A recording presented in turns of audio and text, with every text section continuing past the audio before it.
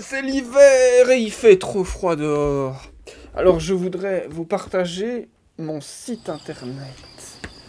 Voilà, parce que depuis que j'ai arrêté de faire cette construction du château, j'ai fait un peu de sculpture, mais j'ai aussi fait un peu de peinture et j'ai surtout modifié mon site internet pour le tenir à jour déjà de la ville en argile, voilà, donc de cet été.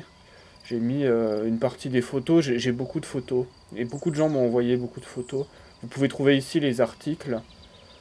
Surtout si vous allez dans Médias, là vous avez des articles et vous avez les liens vers les articles complets. Je crois qu'il y a tout, en tout cas il y a tout ce qui est en français. Par contre ce qui est en d'autres langues, c'est des copiés de Reuters. Donc si vous allez voir l'article de Reuters, vous avez les articles internationaux en fait. Donc tout ce qui a été écrit en russe, en indien, en japonais, c'est repris de Reuters. Et donc sur mon site internet, là on est sur l'accueil, vous pouvez aller voir mes sculptures en béton, mais surtout je dois vous montrer voilà l'actualité de cette année, donc les peintures de 2022. Voilà. Celle-là notamment qui annonçait déjà l'importance du château pendant cette année peut-être. Après ça a toujours été une chose importante, l'architecture et le petit peuple, le peuple miniature, les fourmis, le foisonnement comme ça de peuple. Et regardez ce tableau qui est donc bien évidemment une résurgence du fait que j'ai passé tout l'été dans la rivière. J'ai fait ce tableau il y a maintenant un mois, quelque chose comme ça. Je sais plus, j'ai plus trop la notion du temps, je suis toujours perdu dans le temps. Quoi qu'il en soit, là on voit clairement qu'il y a un personnage qui tire des bateaux dans la rivière et on pourrait se dire, est-ce que j'ai cherché à représenter ça? Je sais pas. Quand je commence une peinture comme celle-là, je cherche pas à représenter cette chose que l'on voit à présent. Je fais des formes, je fais des courants comme ça, je place des personnages à l'intérieur de ce courant et je me dis qu'est-ce que ça veut dire, qu'est-ce que ça raconte. Qu'est-ce que ça raconte ce personnage au milieu d'une vague comme ça. Et là, au bout d'un moment, évidemment, ça se mélange avec le fait que je me rends compte que je peins une rivière. Je me rends compte, oui, c'est une rivière, mais au départ, je sais pas que je vais peindre la rivière, je sais pas que je vais peindre ce personnage. D'où d'ailleurs une certaine angoisse de la création. Créer, quand on part d'une toile blanche, en tout cas, pour moi, c'est toujours une espèce de saut dans l'inconnu.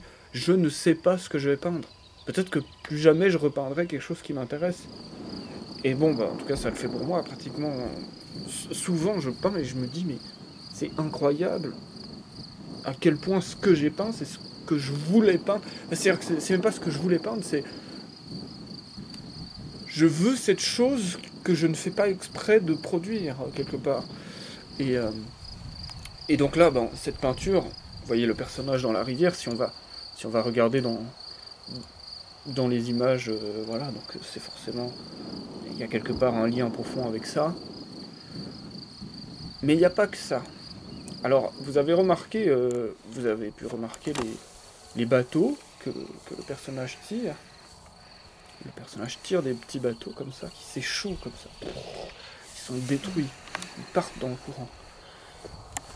Et ça, je pense que ça a plutôt un lien, mais en réalité cette autre chose a aussi un lien avec le château. Regardez, si on va dans dessin, on va dans les dessins de rêve, j'ai mis ce dessin de rêve exprès parce que je pense qu'il a un lien.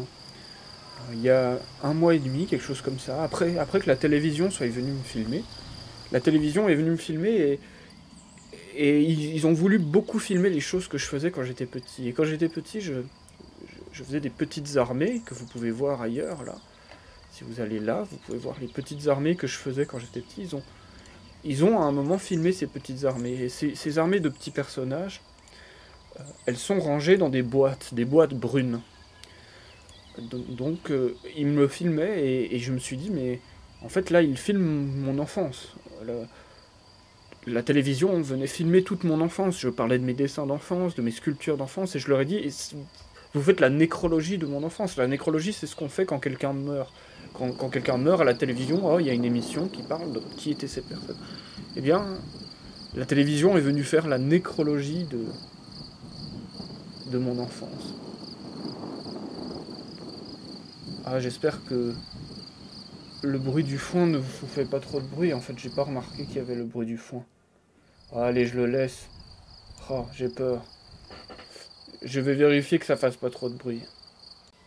Bon, on va continuer avec le bruit du foin. Comme ça, c'est naturel, dans le sens où, eh bien, où je j'ai pas préparé qu'il y aurait ce son, mais je pense que c'est pas trop gênant. Et regardez, j'ai rêvé de ça, j'ai rêvé que les boîtes qui contenaient mes soldats se faisaient emporter par le courant de la rivière. Comme le château qui s'est fait détruire. Le château s'est fait détruire par le courant de la rivière. Et le château était censé habiter un petit peuple qui vivait dans ce château. Eh bien, les liens sont... Et forcément qu'il y a des liens, tout ça sort de mon cerveau de quand j'étais enfant, de mon cerveau à présent, J'ai rêvé de mes boîtes avec le peuple qui se faisait emporter. Sans doute parce que j'ai vu, c'est même pas sans doute, j'ai vu le château, et j'ai vu que la télévision filmait mon passé, et filmait mon passé comme s'il était révolu et terminé, et qu'on en faisait la nécrologie. Et donc, le rêve que ces boîtes où sont entreposées mon enfance sont emportées par le courant, est lié au fait que la télévision est venue filmer mon enfance. Et que mon château, qui abrite un petit peuple imaginaire, a été détruit.